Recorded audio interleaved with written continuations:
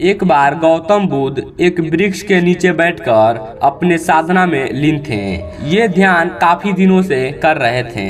एक दिन एक शिकारी उस रास्ते से जा रहा था। उसने महात्मा बुद्ध के बारे में काफी सुनी थी।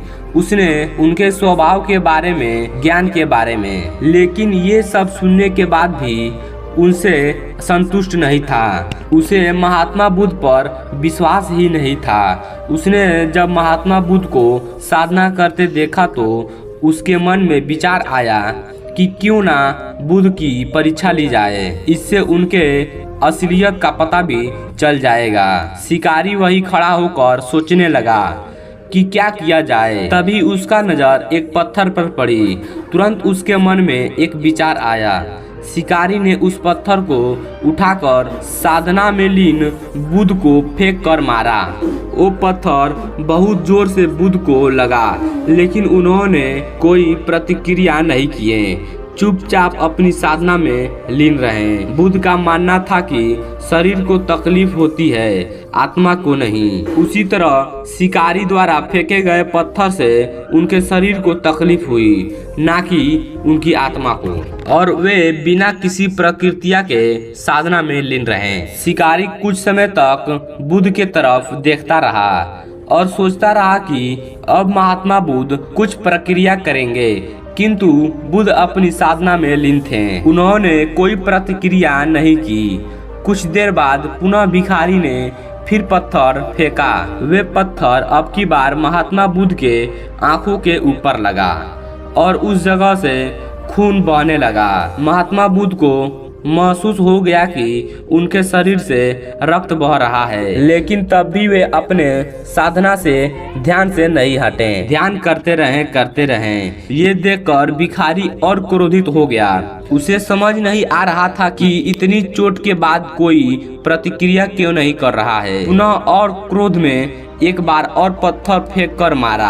अब की बार बुद्ध के शरीर से बहुत ज्यादा रक्त बहने लगा। उन्हें पीड़ा इतनी हो रही थी कि उनके आंखों से आंसू बह रहे थे, लेकिन तभी उन्होंने साधना नहीं छोड़ा।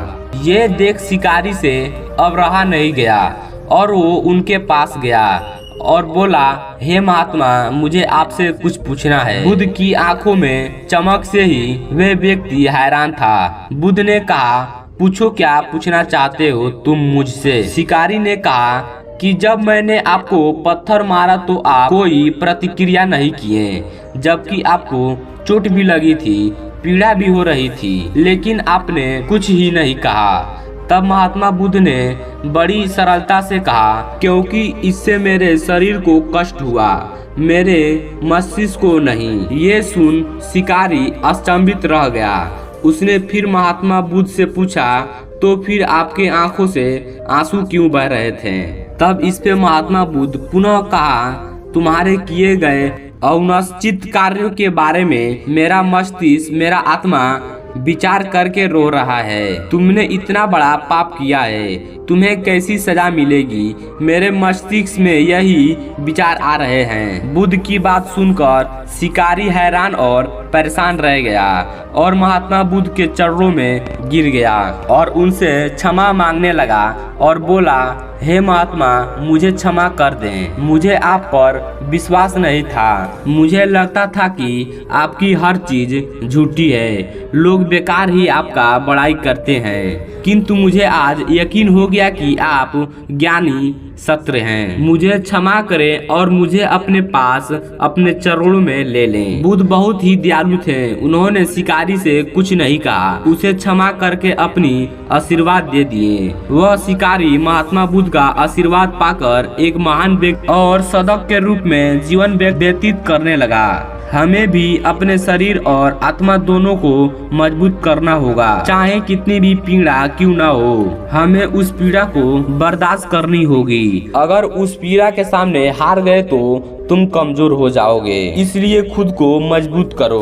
दोस्तों, आपको यह गौतम बुद्ध की कहानी कैसा लगा आप नीचे कमेंट करके बताइएगा। और दोस्तों, हम इस चैनल पे इसी तरह के कहानी लाते रहते हैं, तो अभी तक आप मेरे चैनल को सब्सक्राइब नहीं किए तो चैनल को सब्सक्राइब कर दीजिएगा। फिर हम अगले वीडियो मिलते हैं, तब तक के लिए जय हिंद, जय भारत।